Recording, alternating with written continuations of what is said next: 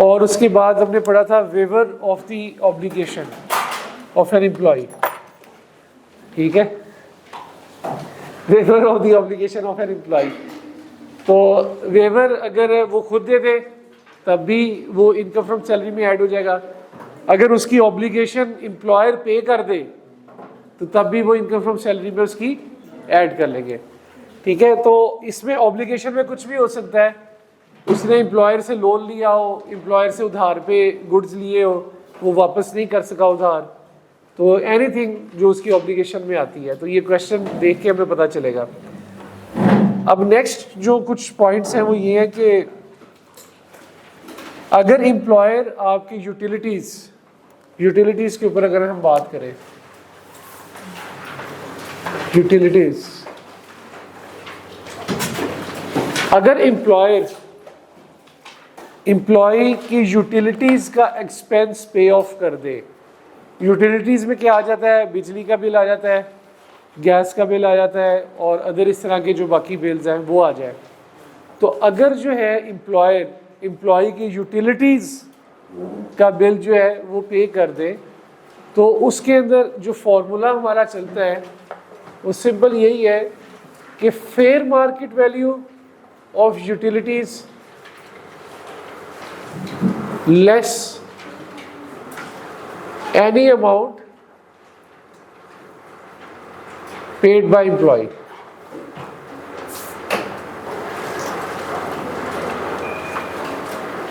ये इसका फॉर्मूला चलेगा, fair market value of the utilities less any amount paid by an employee. जो resultant figure आएगी वो एम्प्लॉय की इनकम फ्रॉम सैलरी में ऐड हो जाएगी, ठीक है।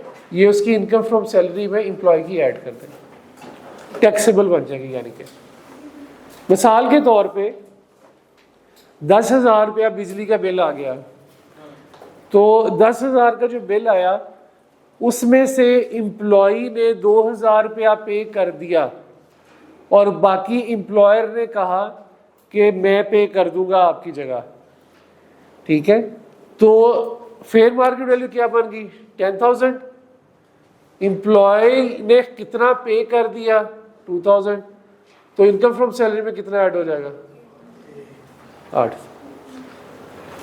यहां पे हो सकता है कि वो पे कर दे या ये भी हो सकता है वो पे ना करे, नहीं पे करे तो फिर 0 आ जाएगा, तो पूरे का पूरा 10,000 ही उसकी इनकम फ्रॉम सैलरी में ऐड कर दिया जाएगा, ठीक है। तो यूटिलिटीज के केस में fair market value of the utilities, उसमें से हम अमाउंट लेस कर देंगे जितनी एम्प्लॉय ने पे कर दी, अगर उसने कुछ पे की, तो जो रिजल्टेंट फिगर होगी वो उसकी इनकम फ्रॉम सैलरी में ऐड कर दी जाएगी। इस केस के अंदर ना यूटिलिटीज में अभी तक इस सिनेरियो को पढ़ाने के बाद कुछ 2 से 3 सिनेरियो बन जाते हैं जो अभी तक हम पढ़ चुके हैं। मैं अब सारे आपके साथ एक बार डिस्कस कर लेता हूँ। एक हमने ये पढ़ा था अलाउंस का, ठीक है। अगर मैं बात करूं कि ये एक एम्प्लॉयर है, एम्प्लॉई है और ये यूटिलिटीज का एक्सपेंस है। यूटिलिटीज में भी आप इलेक्ट्रिसिटी को लिख लें, ठीक है। एक सिनेरियो हमने ये पढ़ा था कि यूटिलिटीज का अलाउंस दे देता है एम्प्लॉयर, कुछ और नहीं कहता, हर महीने यूटिलिटी अलाउंस दे दे, ठीक है। जिस तरह हमने पढ़ा था हाउस रेंट अलाउंस, ठीक है, एंटरटेनमेंट अलाउंस, इसी तरह हर महीने एम्प्लॉयर जो है वो एम्प्लॉय को क्या दे दे, अलाउंस दे दे यूटिलिटीज का। अलाउंस के बारे में मैंने आपको क्या बताया था, ये फिक्स्ड अमाउंट होती है, ठीक है। हो सकता है कि जी वो उसको 15,000 पर मंथ का अलाउंस दे दे। अब अलाउंस देने के बाद एम्प्लॉय का यूटिलिटी का जो भी खर्चा हो एम्प्लॉयर नहीं पूछता। एक्चुअल में जो खर्चा आएगा ना वो एम्प्लॉयर आगे से नहीं पूछेगा। हो सकता है 5,000 खर्चा आए तो एम्प्लॉयर ये नहीं कहेगा यार बाकी 10,000 वापस करो। हो सकता है 20,000 खर्चा आए एम्प्लॉयर ये नहीं कहेगा कि यार ऊपर वाला 5 भी मेरे से और ले लो, ठीक है। तो एक तो ये सिनेरियो था जिसमें यूटिलिटीज का अलाउंस, इसकी ट्रीटमेंट क्या पड़ी हमने कि ये जो अलाउंस है ये सारे का सारा क्या होगा, इनकम फ्रॉम सैलरी में ऐड करेंगे। ये not for official duty allowance है तो इट विल बी टैक्सेबल, ठीक है। एक तो ये सिनेरियो था। दूसरा सिनेरियो हमने पढ़ा था रीइंबर्समेंट का।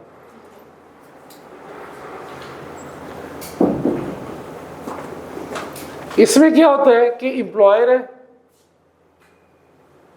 एम्प्लॉई है और यूटिलिटीज का खर्चा है। इसमें हमने क्या पढ़ा है कि एम्प्लॉई जो है वो अपना यूटिलिटी का एक्सपेंस दे देता है, एक्चुअल जो भी उसका खर्चा हो, ठीक है, जो भी उसका खर्चा हो वो एम्प्लॉई पे कर देता है। एम्प्लॉयर उसको क्या करता है, रीइंबर्स कर देता है, ठीक है। तो एम्प्लॉयर उसको क्या करता है, रीइंबर्स करता है। देयर इज एन ऑप्शन कि वो सारी अमाउंट रीइंबर्स कर दे, वो थोड़ी अमाउंट रीइंबर्स कर दे, ये एक अपनी उसके पास ऑप्शन है एम्प्लॉयर के पास, ठीक है। तो इस केस में भी जो रीइंबर्समेंट है जितनी अमाउंट, ये नॉट फॉर ऑफिशियल ड्यूटी है और ये क्या हो जाएगी, सारी जितनी भी रीइंबर्समेंट की है वो भी सारी क्या होगी, टैक्सेबल, ठीक है। यहां पे जितना अलाउंस दिया था वो क्या हो जाएगा, टैक्सेबल। तीसरा सिनेरियो ये है जो हमने पढ़ा, थर्ड सिनेरियो।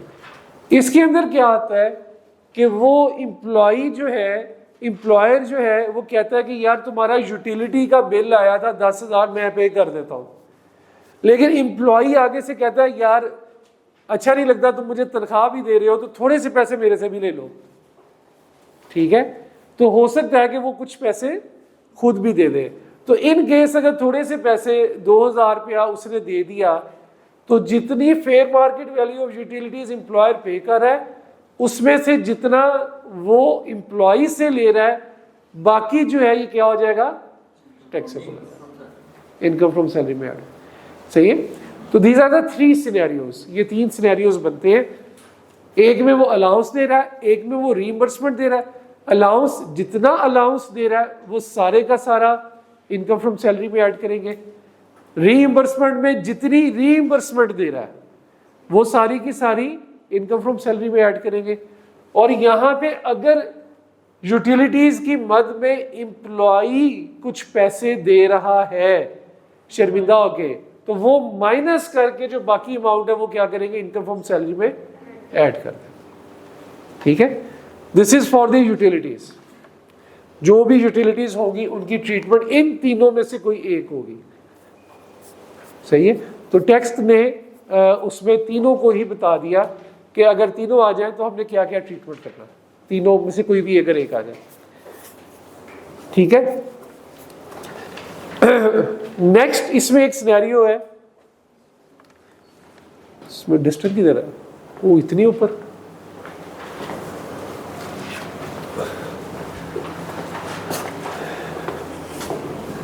ठीक है, बता दूं ये, लिख ले। हाँ बताए तो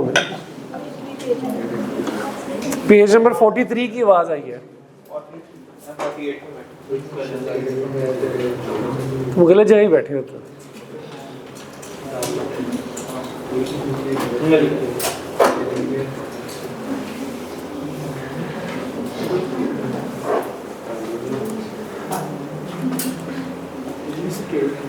हाँ जी, लगी समझ जी।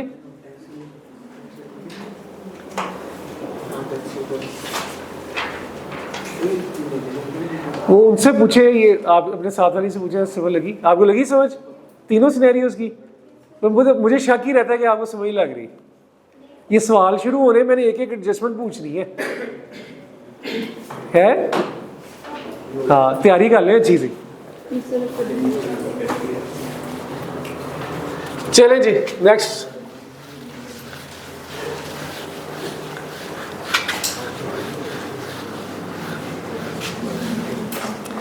अच्छा, ये तो काम था यूटिलिटीज का, ठीक है। दूसरा एक काम है डोमेस्टिक सर्वेंट्स, हो सकता है किसी किस्म के डोमेस्टिक सर्वेंट्स, इसमें ड्राइवर आ सकता है, गार्डनर आ सकता है, ठीक है। ये वाली फैसिलिटीज एम्प्लॉयर एम्प्लॉय को दे डोमेस्टिक सर्वेंट्स की, ठीक है। मतलब आपकी वो एक शहाना जिंदगी आपको करके दे, है माली शाली भी आपको दे दे, ड्राइवर भी दे दे, कि बस आप हमारे लिए काम करें, बस बाकी सब कुछ हम प्रोवाइड करेंगे, ठीक है। तो डोमेस्टिक सर्वेंट्स की अगर facilities employer they they employ को, तो इसमें सिंपल सा रूल है कि जो अमाउंट पे कर रहा है employer, amount paid by employer,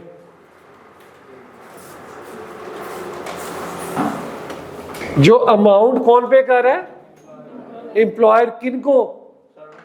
वो सर्वेंट्स को जो अमाउंट पे कर रहा है एम्प्लॉयर, उसमें से लेस कर देनी है अगर कुछ अमाउंट एम्प्लॉय भी पे करे, उसमें से लेस कर देनी है अमाउंट कंट्रीब्यूटेड बाय एम्प्लॉय। जो रिजल्टेंट फिगर आएगी that will be income from salary. मतलब वो एम्प्लॉय कहे कि यार मैं आपके सनात के बोझ के नीचे दब चुका हूं, अच्छा नहीं लगता, अब आप माली भी आप लेके देंगे, नहीं अच्छी बात नहीं है, ठीक है। मुझे तो पौधों का शौक भी नहीं, लेकिन अगर फिर भी आप माली की सर्विसेज भी दे रहे हैं तो 1500 रुपया मैं दे देता हूँ अपनी तरफ से, ठीक है। तो जितनी भी वो देगा कंट्रीब्यूशन करेगा वो उसमें से हमने लेस करना है। यहाँ पे जो इंपॉर्टेंट चीज है नोट करने की वो ये है कि यहाँ पे हम बात फेयर मार्केट की नहीं कर रहे, ठीक है। हम बात कर रहे हैं जो एम्प्लॉयर एक्चुअल अमाउंट दे रहा है सर्वेंट्स को, ठीक है। एम्प्लॉयर ड्राइवर को हो सकता है 20,000 रुपया दे रहा हो, लेकिन फेयर मार्केट वैल्यू हो सकता है ड्राइवर की 30,000 की हो। तो अगर क्वेश्चन में यहाँ पे फेयर मार्केट वैल्यू आ गया तो हमने क्या करना है, उसे इग्नोर कर देना है, ठीक है। जैसे आप लोग सैटरडे के लेक्चर को करने की कोशिश करते हैं, लेकिन आप करने नहीं, ठीक है, तो आप लोगों ने क्या करना है, उसको भी इग्नोर कर देना है। तो नहीं, कोशिश करते हैं, जो आपकी हर दफा कोशिश होती है कि हमने इग्नोर करें। तो जितनी अमाउंट एम्प्लॉयर पे करे उसमें से लेस कर देनी है जो अमाउंट एम्प्लॉई पे कर दे, तो बाकी जो रिजल्टेंट फिगर होगी वो हमारी इनकम फ्रॉम सैलरी पे हमने उसको क्या कर देना है, ऐड कर देना, ठीक है। इसमें कोई कंफ्यूजन? ठीक है। मिसाल के तौर पे ड्राइवर है, ड्राइवर को वो 10,000 रुपया महीने का दे रहा है और 1,000 रुपया महीने का एम्प्लॉई दे रहा है, तो हम सैलरी में कितना ऐड करेंगे, 9,000 इंटू 12, ठीक है, 9,000 into 12। The important thing is this कि इस केस में हमने फेयर मार्केट वैल्यू को इग्नोर करना है। फेयर मार्केट वैल्यू को इन सिनेरियोज में हमने इग्नोर करना है। इस सिनेरियो में जहां पे डोमेस्टिक सर्वेंट्स की बात हो रही है, उससे पहले वाले यूटिलिटीज में तो जिक्र ही फेयर मार्केट वैल्यू का था, यहां पे था अमाउंट पेड बाय एम्प्लॉयर का। तो इस डोमेस्टिक सर्वेंट्स वाले सिनेरियो में सारे पे तो नहीं, सारे पे तो इट मींस के जो अब तक पढ़ाया सब पे इग्नोर कर देंगे।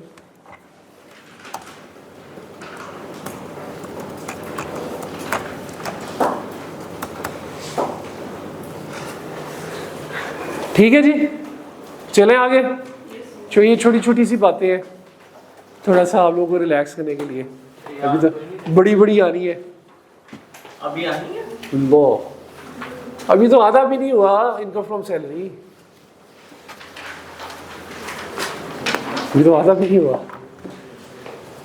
अच्छा जी, एक और बड़ी इंपॉर्टेंट एडजस्टमेंट, हाउस अकोमोडेशन, बल्कि आप इसे अकोमोडेशन ही कह लें।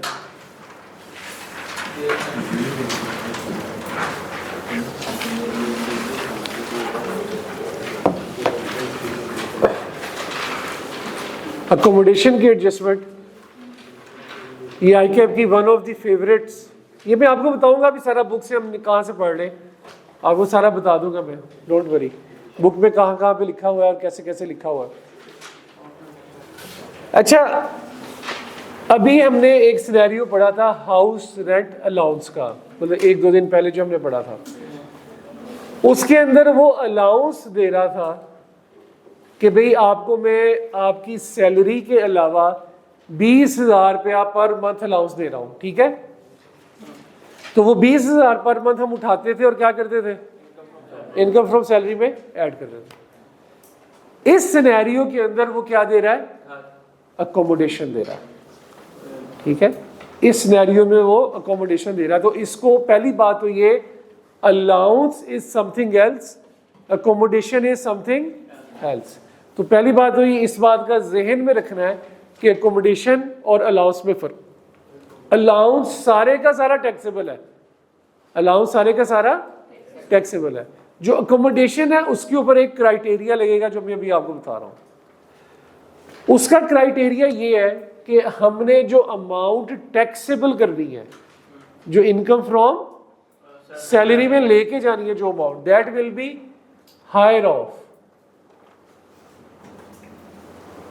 हायर ऑफ किसका हायर, सबसे पहला point 45% of minimum time scale, 45% of minimum time scale if MTS is not given, then basic salary, ठीक है। ये लिखने की जरूरत नहीं, आपकी बुक्स में लिखा हुआ है, समझने की जरूरत है बस। 45% ऑफ मिनिमम टाइम स्केल, अगर मिनिमम टाइम स्केल नहीं है तो 45% किसका, बेसिक सैलरी का। मिनिमम टाइम स्केल क्या होता है ये भी समझाता हूं आपको, ठीक है। तो अगर ये नहीं है तो किसका 45%, बेसिक सैलरी का। पहली बात तो ये आ गई। दूसरी बात, amount that would have been paid, ऐसी अमाउंट जो उसको देनी पड़ती if no accommodation provided, ऐसी अमाउंट जो एम्प्लॉयर को एम्प्लॉई को देनी पड़ती अगर वो उसको अकोमोडेशन ना देता। Amount that would have been paid if no accommodation provided, ऐसी अमाउंट जो एम्प्लॉयर को एम्प्लॉई को देनी पड़ती अगर उसको वो अकोमोडेशन ना देता। इन दोनों में से जो हायर होगी अमाउंट वो क्या करेंगे, इनकम फ्रॉम सैलरी में ऐड करेंगे, ठीक है। इसकी मिसाल देख लेते हैं कि एक पर्सन है, उसकी एनुअल सैलरी जो है, मंथली सैलरी है 1 लाख पर मंथ, ठीक है। अब एम्प्लॉयर ने उसको ऑप्शन दी, एम्प्लॉयर ने उसे ऑप्शन दी, दूसरी बात पे ऑप्शन दी, क्या ऑप्शन दी कि या तो तुम मेरे से 10,000 पर मंथ का हाउस रेंट अलाउंस ले लो, 10,000 पर मंथ का हाउस रेंट अलाउंस ले लो, या मेरे से फैक्ट्री के अंदर अकोमोडेशन ले लो, या मेरे से फैक्ट्री में अकोमोडेशन ले लो। समझ लगी समझ। क्वेश्चन क्या है कि उसको लाख रुपया पर मंथ सैलरी दी और साथ में उसे ऑप्शन दे दी कि या तो 10,000 पर मंथ मेरे से अलाउंस ले लो, उड़ जाए, 10,000 पर मंथ मेरे से अलाउंस ले लो, या मेरे से फैक्ट्री में अकोमोडेशन ले लो। अब हम इसको सॉल्व करते हैं दोनों केसेस में। पहला केस ये कि वो 10,000 पर मंथ का हाउस रेंट अलाउंस ले लेता है, तो उसकी इनकम फ्रॉम सैलरी क्या बनेगी, क्या बनेगी, 1 लाख पर मंथ वो 10,000 अलाउंस तो सारा टैक्सेबल है, ठीक है। इस पे ये क्राइटेरिया तो नहीं लगेगा, ये कब लगेगा जब वो अकोमोडेशन लेगा। तो 1,10,000 पर मंथ बन गया, तो सालाना कितना हो गया? आप इसको पहले ऐसे करेंगे ना कि basic salary 1 lakh into 12 lakh, और house rent allowance 10,000 into 12, 1,20,000। Total क्या बन गई जी? 13,20,000। ये लेंगे, ये तो सिंपल था, कोई मसला नहीं आया, ठीक है। ये ऑप्शन 1 आ गया, ये ऑप्शन 2 आ गया। अब आते हैं जी ऑप्शन 2 पे, कि जहां पे वो अकोमोडेशन ले रहा है ना कि वो अलाउंस ले रहा है। अकोमोडेशन के चक्कर में इनकम फ्रॉम सैलरी कैसे बनेगी? बेसिक सैलरी तो वही बनेगी, लाख इंटू 12, कितनी बन गई? 12 लाख। अब यहां पे आएगा अकोमोडेशन, क्या है जी? 45% ऑफ दी MTS है। MTS यहां पे नहीं है, तो यहां पे क्या है? Basic salary. 45% मिनिमम टैक्स के सवाल में तो कहीं नहीं लिखा हुआ MTS मैंने, तो फिर नहीं है। तो 45% of basic salary, 45% of 12 lakh, कितना बना? 540,000, 5,40,000। और amount that would have been paid if no accommodation provided. अगर ये वाली अकोमोडेशन वो अवेल ना करता तो वो उसको क्या देता? 10,000 पर मंथ। यही था ना? अगर वो ये अकोमोडेशन ना लेता तो एम्प्लॉयर उसे क्या देता? हाउस रेंट अलाउंस ही देता ना, 10,000 पर मंथ। तो वो क्या बन गई? 10,000 इंटू 12, वही 1,20,000। इनमें से हायर क्या आ गई? 5,40,000। तो क्या बन गई इनकम फ्रॉम सैलरी? 17,40,000। लगी समझ? मिसाल के तौर पे अगर उसने अकोमोडेशन को अडॉप्ट किया है, अगर उसने अकोमोडेशन को अडॉप्ट किया है, तो हमने उसका कंपैरिजन करना है कि ऐसी अमाउंट जो अगर वो अकोमोडेशन ना देता तो एम्प्लॉयर को देनी पड़ती, तो वो फिर हम उसको यहां पे लिखेंगे और दैट विल बी हायर। लगी समझ में? Any confusion? क्लियर है जी? तो बेशक कम हो। कम हो से क्या मतलब है?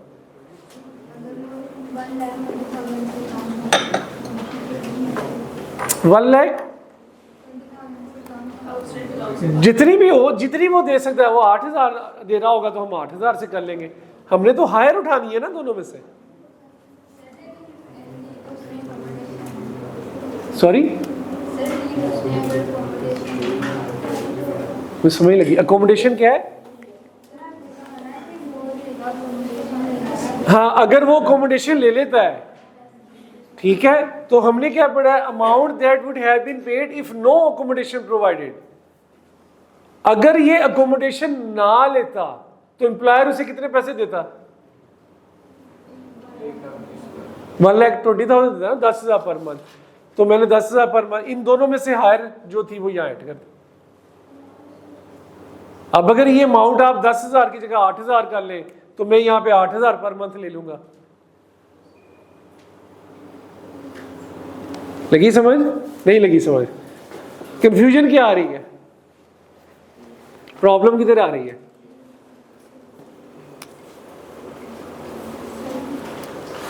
उसकी लगी समझ?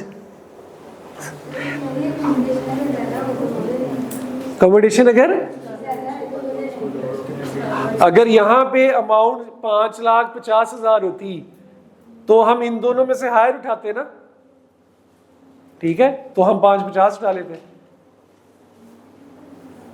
हमने कंपैरिजन करना है ना, 45% बेसिक सैलरी का या amount that would have been paid if no accommodation provided. इन दोनों का कंपैरिजन करना है। कोई कंफ्यूजन है तो बताएं, कोई ऐसी मसले वाली बात नहीं।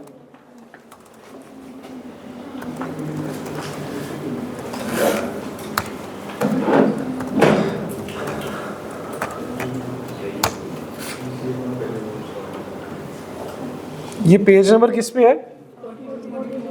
42 पे।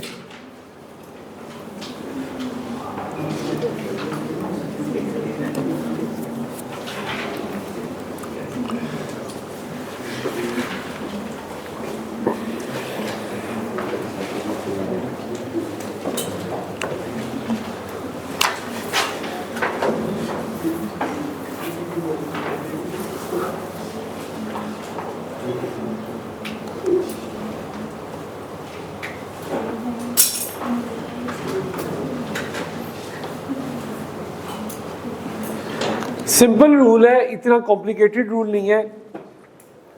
आपने बस इस चीज का देखना है कि एम्प्लॉयर ने अगर अकोमोडेशन ली है तो ये लगेगा रूल, अगर एम्प्लॉई ने अगर अकोमोडेशन लगी है तो हम 45% वाला रूल लगाएंगे, अगर एम्प्लॉई अलाउंस पे चला गया तो वो सारे का सारा टैक्सेबल है।